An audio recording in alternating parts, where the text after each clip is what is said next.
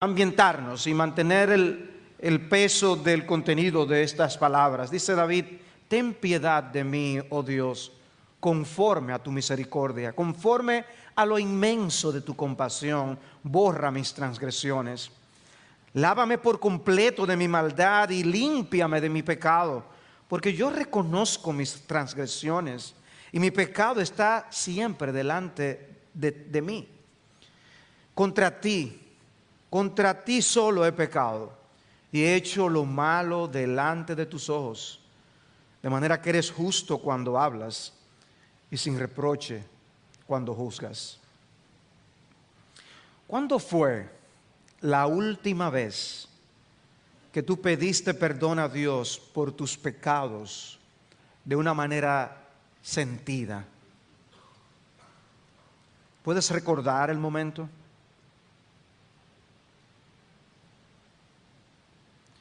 Quizás no lo recuerdas porque no fue de una manera muy sentida. Quizás no lo recuerdas porque hace mucho tiempo que no sucede. Y quizás no sucede porque no has estado viendo tus pecados como debieras. Para todo lector de las Escrituras debe ser evidente que Dios quiere que la religión sea una religión del corazón. Que Él no se complace en que nosotros hagamos las cosas de una manera mecánica, por salir del paso, o aún para hacer sentir bien a otros con lo que hacemos o dejamos de hacer. Sino que el Dios que nos enseña a decir como padres a nuestros hijos: dame, hijo mío, tu corazón, como dice Proverbios capítulo 23, evidentemente también a nosotros como sus hijos nos dice: dame tu corazón. Dios quiere el corazón, no el cascarón de lo que somos. Él quiere que le alabes y que le cantes, pero que lo hagas con el corazón. Él quiere que tú vengas a su casa de adoración, pero que lo hagas con gratitud y con gozo en el corazón. Y fue por eso que tanto los profetas como nuestro Señor Jesucristo hablaron y denunciaron del pecado del formalismo. Hacer las cosas simplemente externamente como se hacen, pero sin vivirlo, sin sentirlo. No, Dios quiere que tú no vivas por las apariencias de la religión.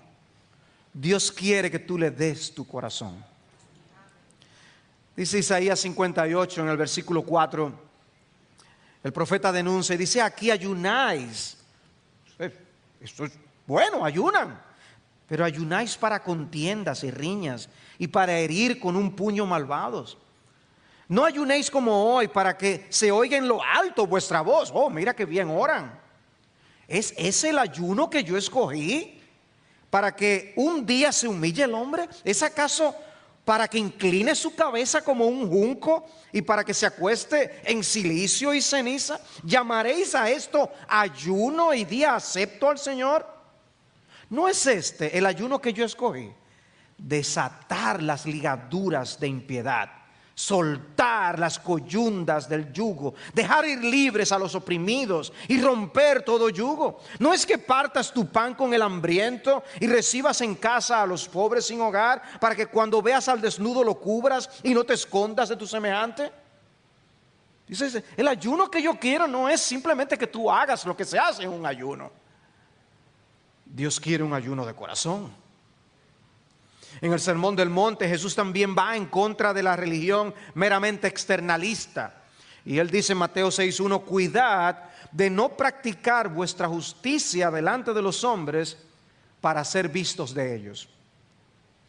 Tengo que hacer las cosas para que me vean. Yo voy a la iglesia los miércoles a orar para que me vean. Yo me siento en un sillón con mi Biblia en la mano para que me vean. Cristo dice: el hombre naturalmente tiende a hacer las cosas para ser visto. La Biblia, la Nueva Versión Internacional, traduce ese versículo: cuídense de no hacer sus obras de justicia delante de la gente para llamar la atención. tendemos a llamar la atención. Y Él da 3 ejemplos, el Señor Jesús, en ese contexto, en las formas en que nosotros hacemos las cosas para que nos vean. Dice en Mateo 6:2, por eso, cuando des limosna, no toques trompeta delante de ti como hacen los hipócritas en las sinagogas y en las calles para ser alabados por los hombres. ¡Qué gran obra! Mateo 6:5, y cuando oréis, no seáis como los hipócritas, porque a ellos les gusta ponerse en pie y orar en las sinagogas y en las esquinas de las calles para ser vistos por los hombres. Está orando para ser visto. Mateo 6:16, cuando ayunéis, no pongáis cara triste como los hipócritas, porque ellos desfiguran sus rostros para mostrar a los hombres que están ayunando. Cuando lleguen a la gloria, el Señor no les va a dar una corona de justicia, es un Oscar que les va a dar, de buenos actores. Cristo no quiere que actuemos la religión. Cristo quiere que vivamos de corazón la gracia que Él nos ha dado. Y hay un aspecto de nuestras vidas espirituales que es el que me gustaría en que nos concentremos. Y es de lo que precisamente habla el Salmo 51. Y me refiero al arrepentimiento de la vida de los hijos de Dios. Pero antes de abrir el Salmo y empezar a ver algunas partes de su contenido, permítame recordarles algunas cosas. O sea que si usted dice que todavía el pastor no se ha metido en el Salmo 51, no se preocupen. Nosotros somos pecadores salvados por la gracia sublime y maravillosa de nuestro Dios. Pero somos pecadores. El pecado seguirá siendo una realidad en nuestras vidas hasta que entremos a la gloria. Por eso el apóstol Pablo dice en Romanos 7:15, lo que hago no lo entiendo porque no practico lo que quiero hacer, sino que lo que aborrezco, eso hago. Eso no entiendo. Pero, ¿qué debemos hacer cuando nosotros seamos conscientes de los pecados que cometemos? ¿Qué debemos hacer? ¿Podemos sencillamente descansar en el hecho incontrovertible del perdón absoluto y total de nuestros pecados? Perdón garantizado por el sacrificio perfecto del Hijo de Dios en la cruz, y no hacer nada ante los pecados actuales que cometemos. No hacer nada con los pecados que cometemos ahora no es lo correcto. No es la actitud piadosa, porque eso significaría tratar con ligereza lo que a Jesús le costó su vida y lo que a Dios el Padre le costó la entrega de su propio Hijo. De manera que no nos podemos desentender y decir, eso no es nada. La respuesta correcta debe ser un espíritu y una vida de arrepentimiento, de contrición y de confesión. El comienzo de nuestras vidas espirituales está marcado por el arrepentimiento. El Catecismo Menor de Westminster, confeccionado hace tantos años, describe y resume lo que es el arrepentimiento. Dice, ¿qué es el arrepentimiento para vida? El arrepentimiento para vida es una gracia salvadora, es un regalo de Dios, mediante la cual un pecador, teniendo un verdadero sentimiento por su pecado y comprendiendo la misericordia de Dios en Cristo, con dolor y con odio contra su pecado, se aparta del mismo para volver a Dios, con pleno propósito y procurando con esfuerzo una nueva obediencia. Ese es un resumen de lo que es el arrepentimiento. Cuando venimos a Cristo, venimos en arrepentimiento y fe. Pero ese arrepentimiento inicial es seguido por una vida de arrepentimiento. No se queda ahí. Por eso nuestra confesión de fe, la Confesión de Londres de 1689, en el capítulo 15, dice, puesto que el arrepentimiento ha de continuar a lo largo de toda nuestra vida, es por tanto el deber de cada hombre arrepentirse específicamente de los pecados concretos que conozca. O O sea, que se supone que una persona que verdaderamente se arrepiente y viene a Cristo, mantiene una vida de sensibilidad contra el pecado.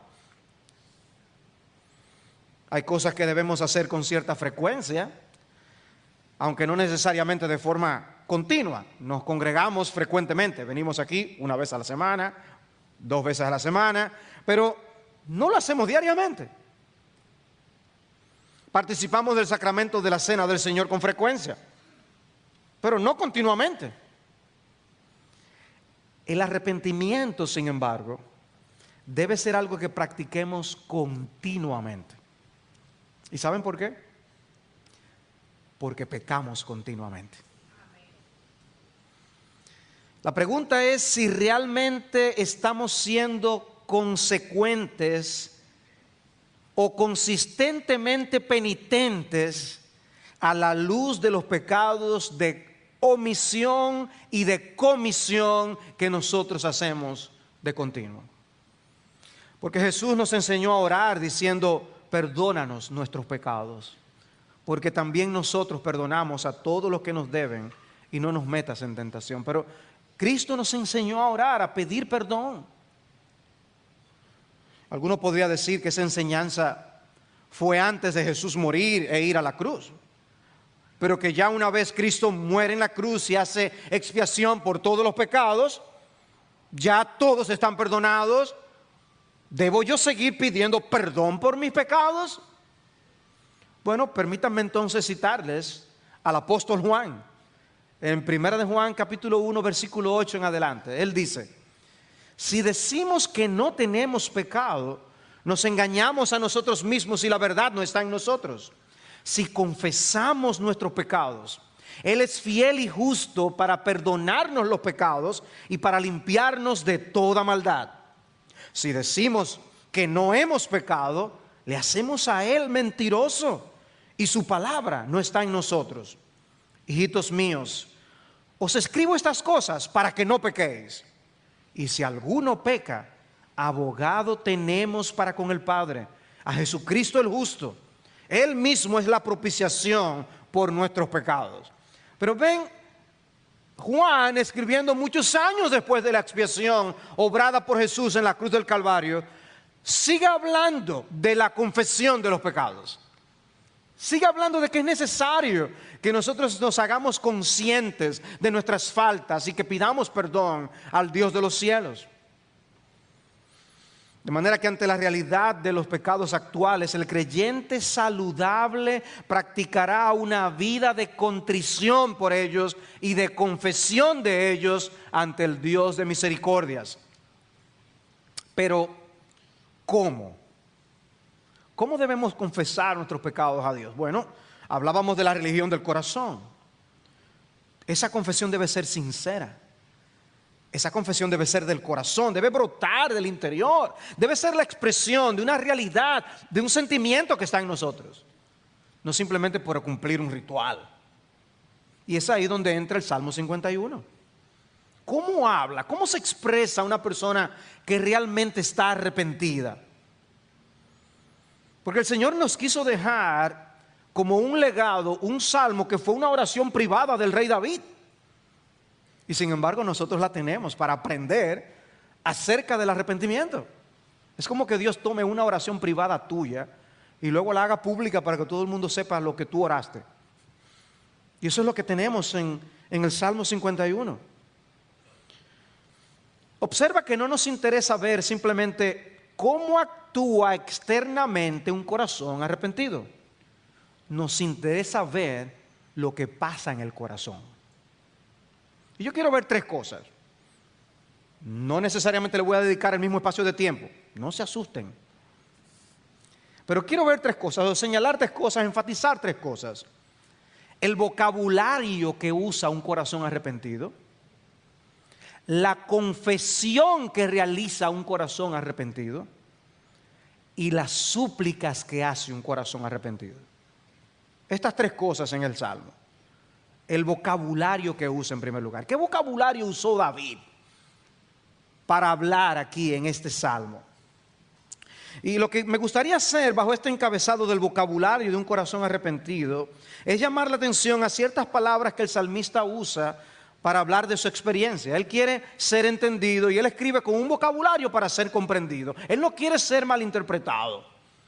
Y de seguro en mayor o menor grado hemos tenido la experiencia de conversar con alguien medio cantinflesco. ¿Cómo era que hablaba Cantinflas para los mayorcitos de aquí? Bueno, él usaba una verborrea llena de palabras y al final no decía, ¿qué fue lo que dijo? Hay personas que hablan así. Hay políticos y filósofos que hablan así. Pero el David que habla aquí no quiere que tú le malinterpretes. Él quiere que tú entiendas bien a qué él se refiere.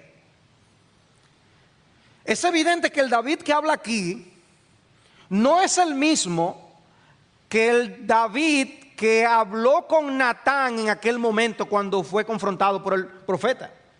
Es otro David. En aquella ocasión David dijo, vive el Señor que ciertamente el hombre que hizo esto merece morir y debe pagar 4 veces por la cordera porque hizo esto y no tuvo compasión ante aquella historia que le hizo Natán en su presencia. No, el David que habla aquí, lo que dice es equivalente más o menos a esto. Vive el Señor, que soy digno de muerte por haber pecado tan terriblemente contra Él. Y mi única esperanza es que Él me extienda la mano de su misericordia. Pareciera como que cambiaron a este hombre. Es diferente, tiene otra actitud. Bueno, este corazón arrepentido hace un uso atinado e intencional de las palabras para referirse a su pecado. Este corazón arrepentido hace un uso atinado e intencional de las palabras para referirse a su pecado. Nosotros vamos a buscar en vano en los periódicos nacionales o internacionales, tratando de encontrar alguna referencia al pecado. Escucharemos noticieros en vano, los diferentes canales de televisión o en internet, en películas, en series, buscando el término pecado y no lo escucharemos. Un noticiero puede narrar el crimen más horrendo y nunca hacer referencia a la maldad o al mal para explicarlo. Es como si el vocabulario se hubiera borrado de nuestra generación. Pero cuando David reacciona por lo que hizo, él llama por nombre a lo que hizo. Él llama al pecado por su nombre. Y él usa varios términos. En el versículo 1 lo llama transgresión. En el versículo 2, maldad, pecado. Versículo 3, transgresión, pecado. Versículo 5, iniquidad, pecado. Versículo 9, pecado, iniquidad. Y en el versículo 14 menciona un pecado en específico, delito de sangre. Y yo menciono ese pecado para que vean cómo él hizo referencia a un pecado muy particular. Pero él lo llamó por su nombre. Con excepción de esa referencia del versículo 14, él usa básicamente 3 palabras hebreas que son traducidas al español en esos términos que ustedes tienen en sus Biblias. Y la manera en que David habla de su pecado nos deja ver claramente que él no ve lo que le sucedió como una especie de desliz. Ay, él cometió un error. Él no lo identifica como una debilidad, sino que todo lo que dice nos deja ver la seriedad con que él ahora había pasado a ver el asunto. Dice, yo he cometido transgresión. ¿Qué significa eso?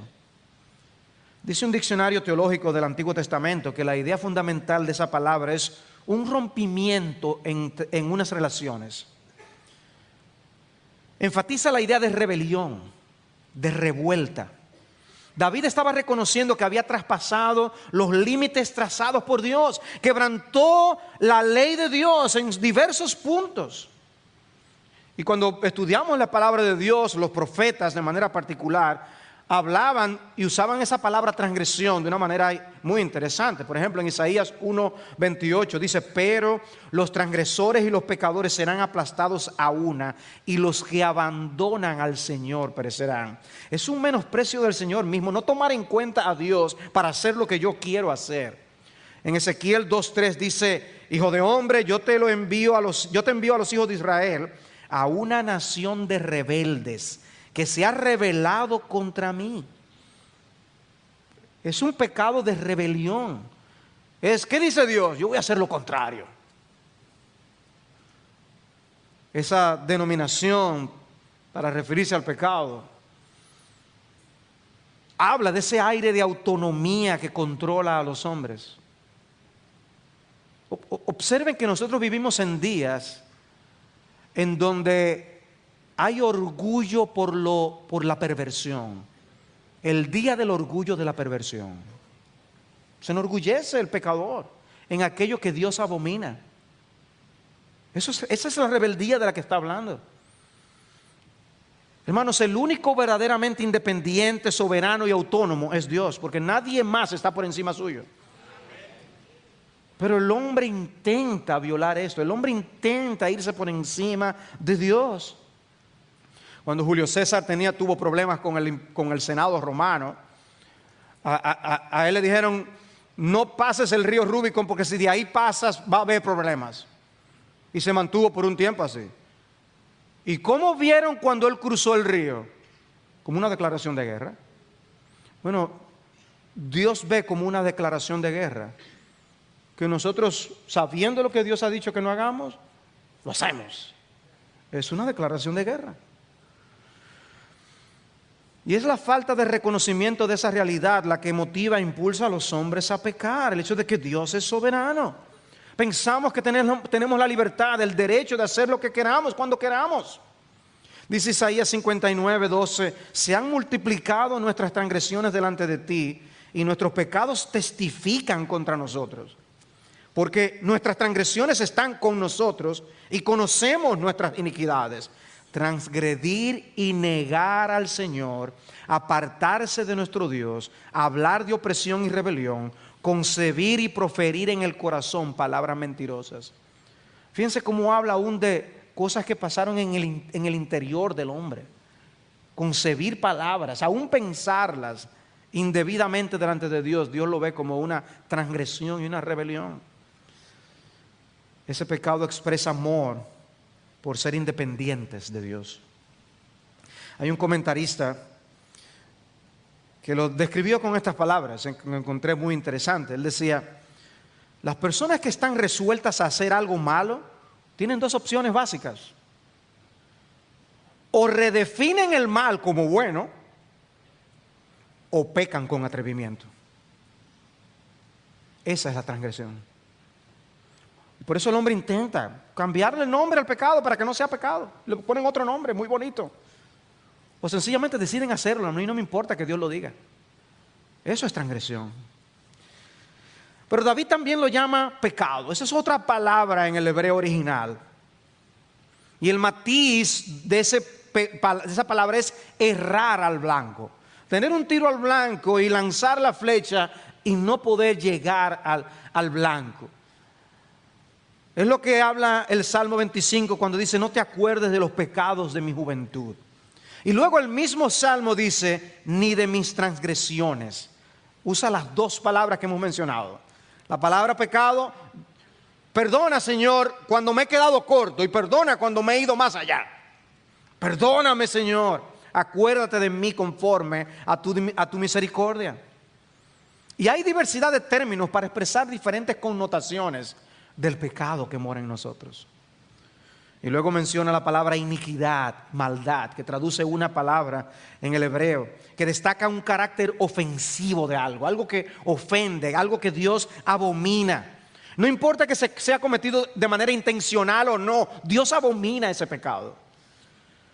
Es depravación, es perversión. Cuando el ángel dice a Isaías, en Isaías capítulo 6, he aquí esto ha tocado tus labios y es quitada tu iniquidad y perdonado tu pecado. Quitada tu iniquidad, ese pecado es quitado. Hay que borrarlo porque Dios lo abomina. A veces se traduce culpa, como algunas versiones de Isaías 53, cuando habla del Mesías que iba a cargar con nuestros pecados, usa la palabra culpa, va a cargar con nuestra culpa. Mi punto es que David usó la misma terminología que Dios usa en las Escrituras para referirse al pecado. ¿Cómo confiesas tú tus pecados a Dios? Cuando tú dices, Señor, yo quiero pedirte perdón, ¿qué tú dices? Ay, Señor, me equivoqué. Ay, se me pasó por alto. ¿Cómo tú te expresas ante Dios cuando tú estás confesando tus pecados ante el Señor? Porque David admite la seriedad y la profundidad de la maldad de su corazón. El Salmo 130 es un salmo muy bueno para aprender acerca del pecado y del perdón de Dios. Pero la manera como comienza el salmista es: desde lo más profundo, oh Señor, he clamado a ti. Dice, es como si yo me sintiera en lo más hondo de un pozo profundo. Dice, ¿tú te has sentido alguna vez confesando tus pecados ante el Señor? Porque es posible que tú seas tentado a pensar que tú no has cometido los pecados que cometió David. Porque si tú piensas así es porque tú tienes una concepción equivocada de lo que costó el perdón de tus pecados. Porque no hay un porcentaje de la sangre de Cristo que necesitamos dependiendo del tipo y de la cantidad de pecados que hayamos cometido. No. Necesitamos a Cristo completo y su sacrificio completo y total. O nos perderíamos para siempre. El problema es que no estás viendo tus pecados como deberías verlos. Y posiblemente esa sea la causa por la que no estás viendo a Cristo como deberías verlo. Dice Thomas Watson, el puritano, cuando el pecado sea tu carga, Cristo será tu deleite. ¿Estás viendo tus pecados? ¿Estás tan consciente de ellos como para referirte a ellos en oración con la misma terminología que Dios usa en su palabra? Pero un corazón arrepentido no solo usa el lenguaje bíblico acerca del pecado, también usa el lenguaje bíblico acerca de Dios y acerca de la forma como estar bien con Dios. Por eso David dice en el versículo 4, eres justo cuando hablas y sin reproche cuando juzgas. David estaba viendo a Dios como un Dios justo. En el versículo 14 él habla de cantar con gozo acerca de su justicia. Un pecador cantando con gozo de la justicia de Dios. Porque si hay un tema que un pecador no quiere considerar es que Dios es justo. Me gustaría que fuera un poco menos justo para que no me sentirme tan mal. Pero él dice, yo puedo cantar con gozo acerca de la justicia de Dios. Porque un Dios justo no juega con el pecado, no puede ser sobornado, no trata el pecado como si no fuera nada, no. David también creía que Dios es santo. Por eso él dice aquí, tú deseas la verdad en lo más íntimo, en el versículo 6. Tú amas la santidad en lo profundo, en el interior. Tú no eres un Dios que se conforma con que hagamos lo que hay que hacer. Tú quieres un corazón que quiera agradarte a ti. Porque un Dios así es un Dios que abomina la doble vida. Y por eso el mismo David describe en otro salmo que mientras él no confesaba su pecado, él sentía que se estaba consumiendo por dentro. Sino que, como dice el versículo 17, los sacrificios de Dios son el espíritu contrito, porque al corazón contrito y humillado, Dios, no despreciarás. Pero es evidente que algo resalta a la vista en este salmo. Es que David creía que Dios es un Dios misericordioso y compasivo. Y la verdad es que solo podemos explicar el perdón de Dios a la luz de su bondad y de su gracia. No hay otra explicación. Por eso cuando les leía la definición del Catecismo de Westminster, les leía como dice, comprendiendo la misericordia de Dios en Cristo. El pecador arrepentido, lo que anima su corazón para ir a Dios es saber que Dios es misericordioso. ¿Cuál es el lenguaje de David por eso en el Salmo 51? Ten piedad de mí, oh Dios, conforme a tu misericordia, conforme a lo inmenso de tu compasión, borra mis transgresiones. Y la palabra allí es la palabra Hesed, que habla de ese amor inquebrantable de Dios por los suyos, un amor de pacto. Si Dios ya prometió amarte, te amará para siempre.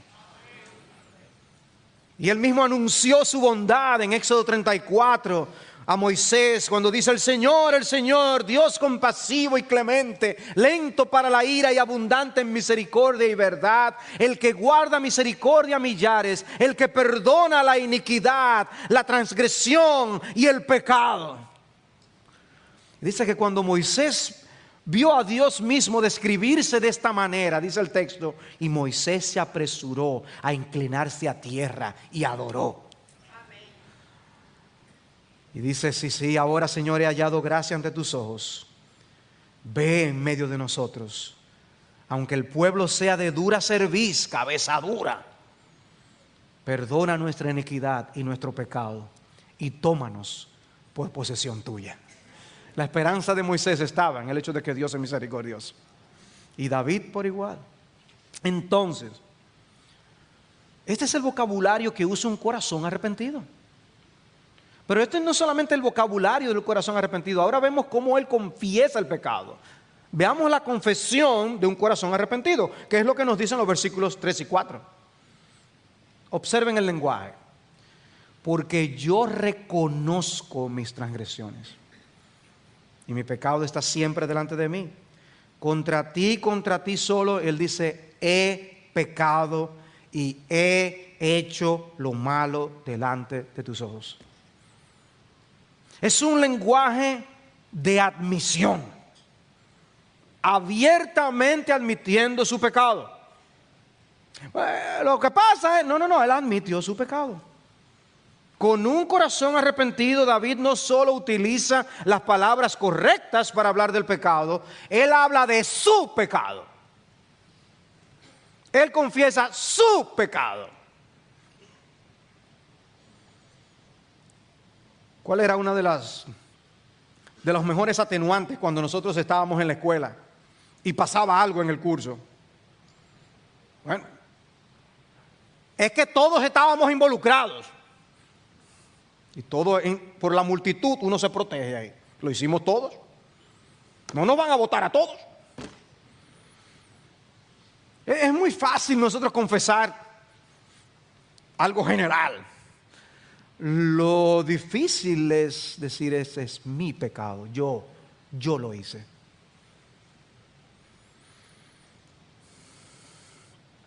Y nosotros conocemos por 2 de Samuel 12 que David llegó a admitir su pecado ante Natán. Cuando Natán lo confronta, él dice: he pecado contra el Señor. Pero es como si David sintiera que faltaba más que decir. El problema de muchos es el tipo de relación que tienen con Dios, que es como si Dios fuera una cosa. No, Dios es una persona que se ha comunicado con nosotros y con el que nosotros hablamos en oración. Y David siguió la conversación con su Dios. Él sabía que tenía más todavía cosas que hablar con Dios del asunto. Y lo que David dice nos muestra, por un lado, la irracionalidad de encubrir los pecados de los ojos de Dios, algo que es imposible. Y por otro lado, la propiedad de admitir nuestros pecados ante la compasión divina. La ley prescribía, decía que debíamos confesar nuestros pecados, debe expresarse. La ley lo decía en el Antiguo Testamento.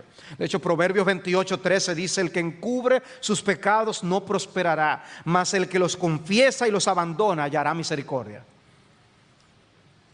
Y quiero llamar la atención a que en varias ocasiones la palabra de Dios usa la palabra encubrir y confesar en el mismo contexto, porque son contrarios. O tú los confiesas o tú los encubres. No queremos confesar algo cuando lo queremos encubrir. Lo extraño es que el encubrimiento puede ser cierto para los hombres, pero con Dios. ¿Y quién puede encubrir algo de los ojos de Dios? Sin embargo, ¿por qué no queremos confesarlo? Si Dios lo sabe todo, ¿por qué no confesarlo? ¿Ven? Es que hay algo que no está bien en el corazón. Ya Dios lo sabe. Lo que Dios quiere es que tú te pongas de acuerdo con Él y le digas: Señor, es verdad, tú tienes razón. Él quiere que tú se lo digas. Dice el Salmo 32, versículo 5, te manifesté mi pecado y no encubrí mi iniquidad. Dije, confesaré mis transgresiones al Señor y tú perdonaste la culpa de mi pecado. Y en el Salmo 38, 18, confieso pues mi iniquidad, afligido estoy a causa de mi pecado. De manera que a qué nos referimos con confesar nuestros pecados a Dios. Aunque no sea consecuente con lo que creemos acerca de Dios, su omnisciencia y su omnipresencia, la realidad es que no podemos, es que podemos actuar sin quererlo, inadvertidamente, como si Dios no se hubiera enterado de lo que hicimos. David pasó casi un año sin confesar su pecado. Tuvo que ir el profeta Natán a confrontarlo. David estaba como, parece que Dios estaba mirando para otro lado. Y nosotros a veces actuamos así también. Miramos arriba, no cayó un rayo del cielo. Eso fue que parece que Dios no se dio cuenta. Oh, Dios lo sabe, no hay nada que quede oculto ante sus ojos. Es que el Dios quiere que nosotros le expresemos lo que sentimos en el corazón. Y Él quiere oírte decir que a ti te pesó haber pecado contra Él. Él quiere oírlo. A través de su providencia, por la obra del Espíritu sobre nuestras conciencias o por las palabras de otra persona, Dios nos dice como a Adán: ¿has comido del árbol del cual yo te mandé que no comieras? Es una pregunta. Porque pudo haber dicho, ¿comiste del árbol que te dije que no comieras? Pero no, él se lo puso como una pregunta. ¿Y por qué? Para sacar la confesión sincera y del corazón de Adán. O sea que podemos callar y seguir como si nada hubiera pasado, como ocurrió con David. O podemos echarle la culpa a otro, que fue lo que hizo Adán. No, la mujer que tú me diste, esa es la culpable. Y Eva no le quedó más remedio que echarle la culpa a la serpiente. Un capítulo más adelante de Génesis 3 ocurrió lo mismo con Caín. Después que murió Abel, después que él mató a Abel, Dios le preguntó, ¿dónde está tu hermano Abel? ¿Acaso Dios no sabía dónde estaba Abel? Pero dime dónde está Caín, dime dónde está. La primera reacción de Caín fue mentir. Yo no sé. Pensando como que con eso se estaba saliendo del problema. Niños, mintiendo no nos evitamos los problemas. Mintiendo nos metemos en más problemas. Y luego él lanzó un contraataque con una pregunta elusiva. ¿Acaso soy yo guardián de mi hermano? ¿Tengo yo que estar atrás de él como si fuera un bebé? El pecado nos hace expertos en la evasión de nuestra responsabilidad. Nos buscamos la vuelta para no sentirnos tan culpables. El Señor no quiere que pequemos, pero si pecamos, su deseo es que lo reconozcamos humildemente y lo confesemos. Lo piadoso no es que minimicemos nuestros pecados. Lo correcto no es que ignoremos lo que sucedió. Lo que tu Padre Celestial desea es un corazón arrepentido. Por eso el apóstol Juan decía que el propósito de lo que él había escrito en su carta es que no pequemos. Pero si pecamos, y vamos a pecar, abogado tenemos a Jesucristo el justo. De manera que, ¿qué debemos hacer? Sino confesar abierta, francamente, de corazón, nuestros pecados. El Señor no quiere meramente un recuento de los hechos. Yo primero hice esto y después pensé aquello. Él lo sabe. Él quiere un corazón sentido por haberle ofendido a Él. Él quiere oírte confesar tus pecados. Cuando el rey Salomón confiesa los pecados de la nación en el contexto de la dedicación del templo, él dice: hemos pecado y hemos cometido iniquidad, hemos obrado perversamente. Tiene que haber admisión de culpa, reconocimiento del pecado. Si no, no hay un verdadero arrepentimiento. ¿Han visto ustedes esas personas que se excusan y dicen, bueno, sí, yo lo hice, pero... Y el pero es muchísimo más grande que todo lo que dijeron anteriormente. Dice Jeremías 3:12, ve y proclama estas palabras al norte y di, regresa infiel Israel, regresa Israel. No te miraré con ira, porque soy misericordioso, declara el Señor. No guardaré rencor para siempre. Solo reconoce pues tu iniquidad contra el Señor tu Dios, contra quien te has rebelado. Yo soy misericordioso, yo soy perdonador, pero reconócelo.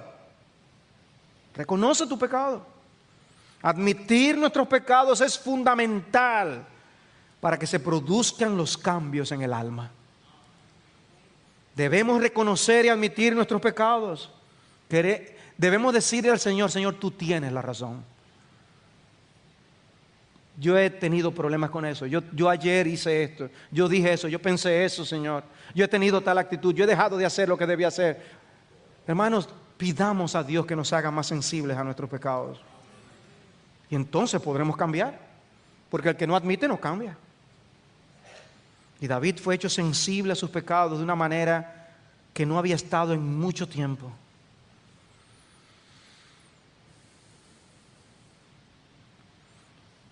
Él incluso llega a mencionar que él fue criado en un contexto de pecado. Yo nací en un contexto de pecado. Yo fui criado y levantado en un contexto de pecado. Ya no estaba pensando únicamente con lo que pasó con Betsabé y con Urías. Él estaba siendo hecho por el Espíritu Santo más consciente de muchos otros pecados en su vida. Y yo vuelvo y te pregunto, ¿cuándo fue la última vez que tú hablaste con el Señor de esa manera? ¿Hace mucho? ¿Hace mucho porque hace mucho que tú no pecas? ¿O porque hace mucho que tú no has sido despertado a tus pecados? En el caso de David, la misericordia de Dios se mostró con él en enviarle a Natán para que le confrontase. ¿Cómo recibes tú a los que como Natán son enviados por Dios a tu vida para que tú puedas ver lo que tú no ves? Para que veas lo que está afectando tu vida espiritual. David no estaba tan consciente como él debía estarlo con respecto a cómo sus pecados habían afectado su relación con Dios, su relación con su familia, su relación con el pueblo que él gobernaba. Pero Natán lo hizo consciente. Y hoy tenemos el Salmo 51 en nuestras vidas por ese hecho. ¿Cómo recibes tú a los Natán en tu vida? Pero permítanme concluir y de manera más breve, habiendo visto el vocabulario de un corazón arrepentido y habiendo visto la confesión de un corazón arrepentido, ¿qué pide un corazón arrepentido? Las súplicas de un corazón arrepentido. Si hay algo que una lectura superficial de este salmo muestra, es la gran cantidad de súplicas en imperativo que hay en este salmo. Está lleno de imperativos. Yo marqué en mi Biblia cada imperativo está lleno de imperativos por las súplicas que hace David ante la presencia de Dios. Un corazón arrepentido está consciente de su necesidad de gracia y misericordia y por eso pide misericordia. Dice el versículo 1, ten piedad de mí conforme a tu misericordia, conforme a lo inmenso de tu compasión, borra mis transgresiones. Ten piedad. Si tú tienes un corazón arrepentido, vas a suplicar por piedad. Vas a pedir a Dios que no te trate como tú mereces ser tratado. Pero en segundo lugar, un corazón arrepentido también desea ardientemente la limpieza moral que solo Dios provee. Por eso Él dice en el versículo 1, borra mis transgresiones, lávame por completo de mi maldad, versículo 2, y límpiame de mi pecado. Quiere limpieza, no quiere ser quedado igual. El versículo 7 dice, purifícame con hisopo y seré limpio, lávame y seré más limpio que la nieve. ¿Cuándo fue la última vez que tú oraste así? ¿O tu vida de oración se resume a un listado de cosas que tú quieres? Pedimos mal, como dice Santiago, para gastar en nuestros deleites. El hisopo era un instrumento utilizado en las ceremonias de la purificación de los judíos y muchas veces se usaba con el proceso de limpieza de los leprosos. David lo que está diciendo es: Señor, yo soy como un leproso, contaminado y sucio en tu presencia. Límpiame. Límpiame de mi maldad. Todos sabemos cuando ha llegado el momento de darnos un buen baño. Uno se siente sucio, como que no quiere tocar nada más. Lo único que uno quiere es estar debajo de la ducha. Pegajoso, el sucio. Pero ¿no es terrible cuando te toca estar al lado de una persona que no está consciente de eso? Así a veces somos nosotros ante Dios. Le toca a Dios vernos a nosotros, sentirnos a nosotros. Y el Señor, y nosotros, ¿y cuál es el problema? A mí no me da nada. Es porque tenemos una pituita espiritual que nos impide oler el pecado.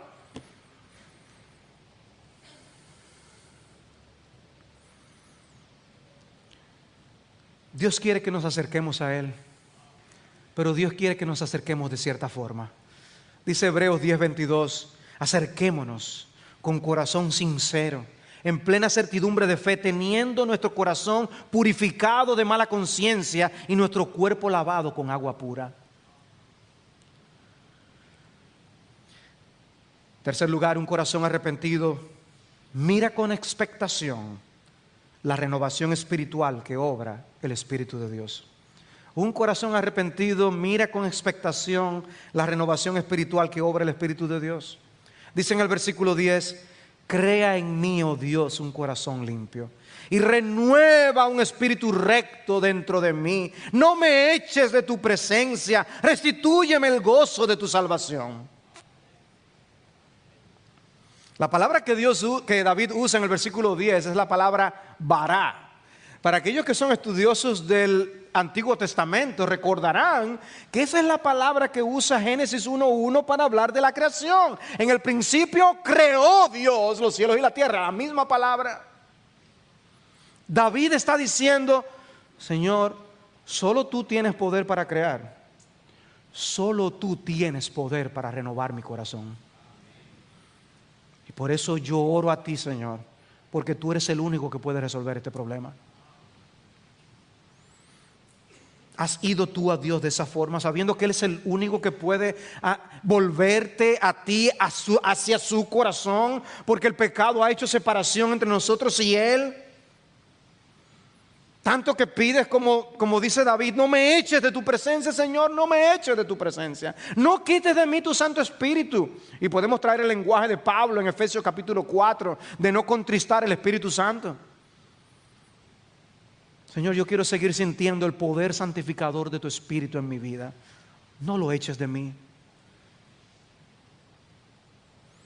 David sabe que necesita reconciliación, pero David también sabe que necesita transformación. Él no quiere quedarse como él era.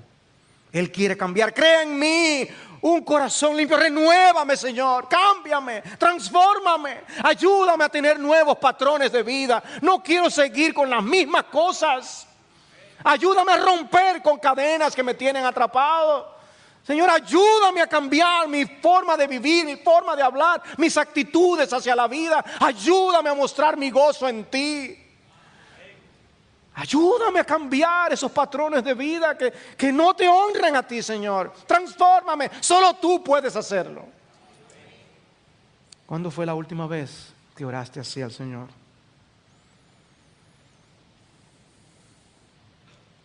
David estaba diciendo: un hombre con un corazón como el de todo el mundo, que puede tender a echarle la culpa a las circunstancias o al otro que está a su lado. David estaba diciendo: Señor, yo soy el problema, cámbiame a mí. Yo no me quiero excusar en que esto, ni ella, ni él, nada, ni el trabajo, ni el jefe. Cámbiame a mí, Señor. En cuarto lugar, un corazón arrepentido lamenta la utilidad perdida por causa del pecado. Lamenta la utilidad perdida por causa del pecado y anhela volver a ser útil en el reino de Dios. Por eso Él dice: entonces enseñaré a los transgresores tus caminos, versículo 13, y los pecadores se convertirán a ti. Líbrame de delitos de sangre, oh Dios, Dios de mi salvación. Entonces mi lengua cantará con gozo tu justicia. Abre mis labios, oh Señor, para que mi boca anuncie tu palabra. David se había quedado con su boca cerrada. David no hablaba del Señor. David no cantaba del Señor. Y él ahora le pide: Señor, transfórmame. Yo quiero volver a hablar de ti. Yo quiero volver a cantar con gozo de ti. Ábreme mis labios. David sabía que su pecado había afectado su relación con su familia y con su pueblo, con la nación que él gobernaba. Y amados hermanos, nuestros pecados no solo nos afectan a nosotros, nuestros pecados afectan a los demás. Porque hoy está esta teoría de que si es mi vida privada, eso que cada quien. No, los pecados no se quedan con nosotros. Los pecados inciden. Si un pecado te hace más egoísta, ya está afectando al que está al lado tuyo. Y solo Dios puede llevarnos a reorientar nuestras vidas de estar viviendo para nosotros, para vivir para su gloria y para servir a otros. Y David sabe eso y le pide: Señor, reorienta mi vida. Entonces enseñaré a los transgresores tus caminos. Y finalmente, un corazón arrepentido se compromete una vez más con la religión del corazón. ¿Recuerdan cómo comenzamos? Dios quiere una religión del corazón. Dios no quiere que seamos el cascarón de una vida religiosa. Dios quiere que sea algo interno, algo verdadero, una expresión real de lo que sentimos por Dios. Dice el versículo 15: abre mis labios, oh Señor, para que mi boca anuncie tu alabanza, porque no te deleitas en sacrificio. De lo contrario, yo lo ofrecería. No te agrada el holocausto. Los sacrificios de Dios son el espíritu contrito. Al corazón contrito y humillado, oh Dios, no despreciarás. Un corazón contrito es un corazón hecho a pedazos. Pídele a Dios que destroce tu corazón. Pídele a Dios que haga sensible tu corazón, que tome el martillo de su palabra y quebrante toda dureza en él, que penetre su espíritu para acercarnos a él, porque en su presencia hay plenitud de gozo, delicias a su diestra para siempre. Dijo el profeta Isaías: ay de mí, porque perdido estoy. Soy un hombre de labios inmundos y en medio de un pueblo de labios inmundos habito. Y entonces Dios dijo: ¿a quién enviaré? Isaías dijo: envíame a mí. Cualquiera hubiera dicho: cualquiera no se ofrece. No, es que somos más útiles al reino de Dios cuando precisamente somos quebrantados de espíritu. Y yo te pregunto una vez más y por última vez: ¿cuándo fue la última vez que tú oraste al Señor así?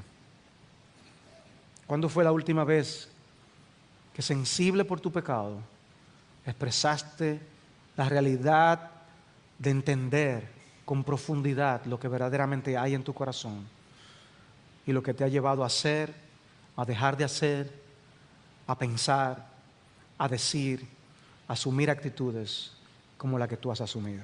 ¿Cuándo fue la última vez? La exhortación del cielo es: venid a mí, todos los que estáis trabajados y cargados, y yo os haré descansar. Cristo quiere que tú vayas a Él.